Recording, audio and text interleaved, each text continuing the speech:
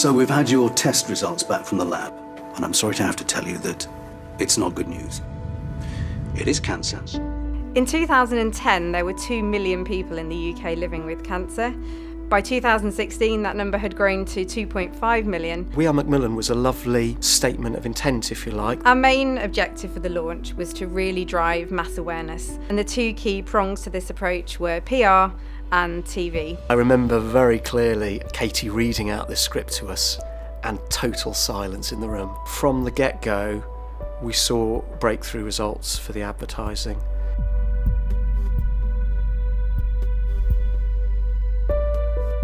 Macmillan occupies what we call the living with cancer space. So organisations like Cancer Research UK and others research cures and treatments, better diagnostics. Organisations like Marie Curie and hospices focus on palliative care at end of life, and Macmillan occupies everything in between. We have nurses, of course, that's what we're most famous for, but we also fund a variety of other medical professionals, such as physiotherapists. We also offer financial advice and grants, welfare advice. We have a telephone support line. We have an online community. We see ourselves as having a really critical role to play in working with many service partners and trying to influence the government to make sure that people living with cancer get the best possible experience and get the best possible support.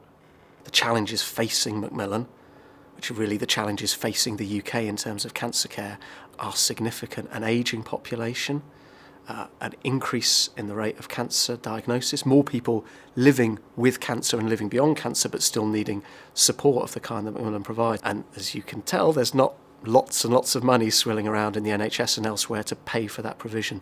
So it was a job of raising awareness and then really driving uptake of our services. And so that's why I think Macmillan came to us saying, they had this great line, which is, we want to inspire millions of people to get involved. We want more people giving more money in more ways. But we also want to think of giving as being more than simply fundraising, that being a good neighbour or friend or boss or brother of someone with a cancer diagnosis is an important role in some ways as just being someone who's going to give over money. So I think this idea of inspiring millions was the core of the brief that Macmillan gave us. So we just did it in the old-fashioned way, really, which is talking to people who've been there. And I think the one thing that came out really clearly was this idea that everyone gets these periods where it feels like they are on their own. Ultimately, Macmillan can't make the cancer go away. It's not going to find a cure. But what Macmillan can do is help you not have to face all this stuff alone. The first ad that we launched was called Falling, and it came with 2 different calls to action. One that was focused around getting support from Macmillan for people living with cancer, and one that was focused around giving support to Macmillan. It is cancer. What we're going to do now, treatment We're going to start you on an intensive course of chemotherapy. In the meantime, side effects. Do you have any questions? I don't think so. When I first saw Falling, it genuinely moved me to tears. I think it was absolutely show-stopping.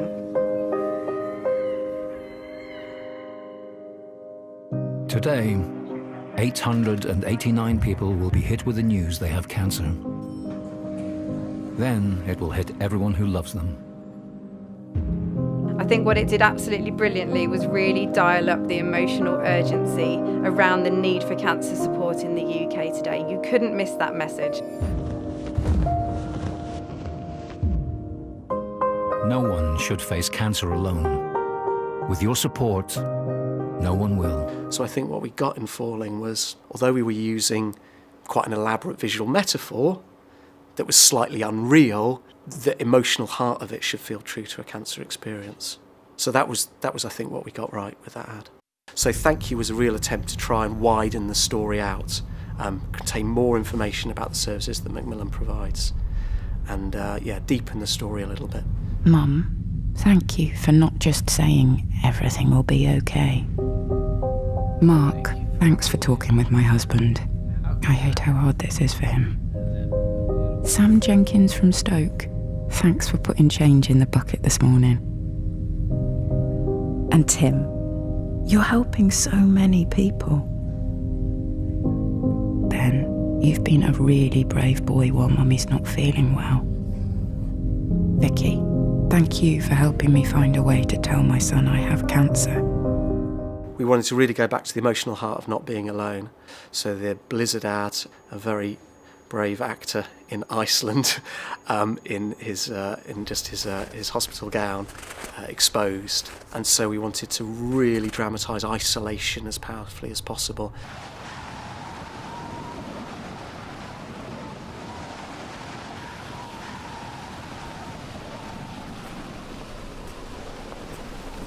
Are you okay, David?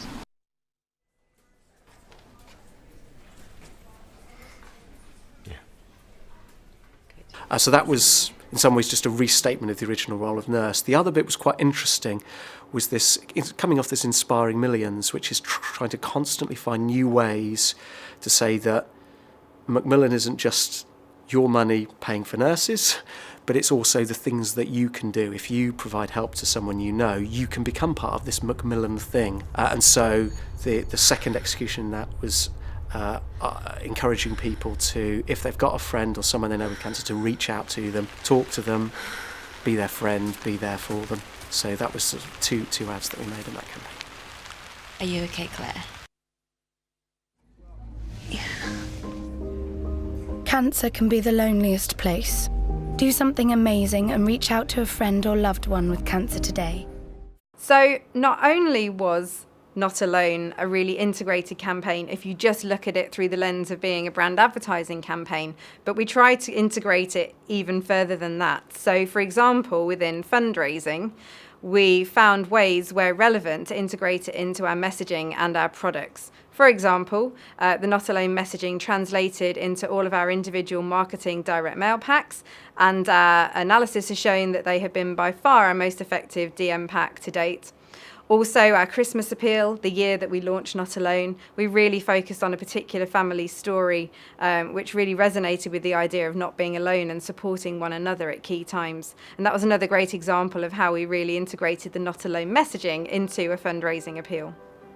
If the campaign was at heart was about reducing social isolation as a major part of it, then having people interact socially with the brand was really important. If you like Macmillan on Facebook, if you get in touch with them through their online community or this thing we created called The Source, where people could talk to each other about their cancer experience, you weren't just improving your sort of social media vanity metrics, but you are actually ultimately fulfilling the campaign as a whole, which is not being alone. And obviously, Macmillan services are only there so much of the time, but if someone wakes up at 3 o'clock in the morning and they feel very isolated, if they can interact with Macmillan's social community or the social presence on the website, whatever else that might be, then that is the campaign being lived, not just being talked about. I think our partnership with Boots is a fantastic example of how we've worked really effectively with other organisations to broaden what supporting people with cancer can look like and also where it happens. We also now have around 300 trained Boots beauty advisors, and they're there to give beauty tips and advice to people living with cancer. 1 in 17 people who get a cancer diagnosis end up losing their home as a result of it. And so these deep financial challenges that people face, Macmillan can't sort that problem out, but working with the likes of Nationwide, they can help those problems be sorted. They don't operate in a little vacuum. It is reaching out to other organisations who can partner with us. And I think Not Alone gives a platform for the brand, both in terms of profile, but also an attitude to working. Since the launch of Not Alone in 2013, Macmillan has become a significantly more visible and talked about brand, and we've seen this measured in many different ways. We've been YouGov's Charity Brand of the Year for 4 years in a row now. In 2014, we were named Marketing Society's Brand of the Year, which was a fantastic achievement because that's looking beyond the charity sector and across all major UK brands. And in 2015, we were voted the 5th most influential brand in the UK by The Guardian. I think our end-of-year target for recognition was 40% for the campaign, and I think within the first wave we were getting 50% plus of recognition, more than 60% by the end of the year. The Charity Awareness Monitor has demonstrated that quite a few major charity brands in the UK have had declining awareness over the period, but we've grown our awareness, so I think it does seem to have had that impact nationally. So between 2012 and 2015, we grew our income by 48%. during that period, which was more than 4 times the average of other charity brands at that time. In 2015, we reached a record-breaking 5.8 million people living with and affected by cancer. And we're now really proud to say that our online community is the largest online cancer support forum in Europe. The other thing that happened, which is sort of the untold story and where a lot of the work at Macmillan's side happened, was that the case was made early on for sustaining that investment in the brands. A marketing director who's much wiser than me once expressed to me that brands go through cycles where they either invest in their brand or they spend their brand. And Macmillan's gone through a period, I think, of sustainedly investing in their brand and have reaped the results of that. TV gave us that platform to simply, powerfully, hopefully, and honestly tell the emotional story of what Macmillan does. Over the last 4 years, Macmillan has delivered outstanding income growth. We've helped more people than ever before and in a greater variety of ways. I really believe that no one should face cancer alone, as a creative idea and strategic platform has enabled Macmillan to better prepare the UK for the challenges that so many of us will face at some point in our lives. So as well as being a really powerful organising idea, a great strategic platform, I think what it also gave us was a point of view. This was an active idea for me. This was something that gave us a position on things where we were taking a stance where you could really see a bigger thing that we were trying to stand for.